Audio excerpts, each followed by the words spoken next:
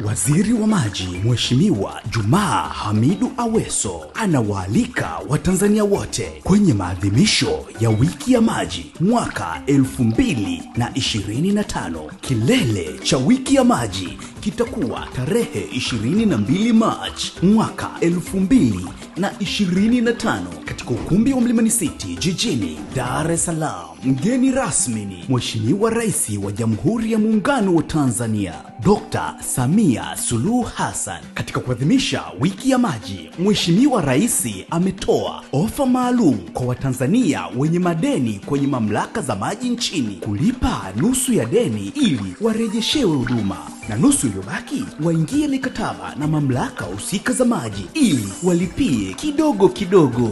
Shughuli zitakazofanyika wakati wa Wiki ya Maji ni pamoja na uzinduzi wa miradi ya maji, uwekaji mawe ya msingi, uzinduzi wa sera ya taifa ya maji na tathmini ya utendaji kazi wa mamlaka za maji nchini. Kauli mbiu ya Wiki ya Maji mwaka huu ni uhifadhi wa uoto wa asili kwa uhakika wa maji.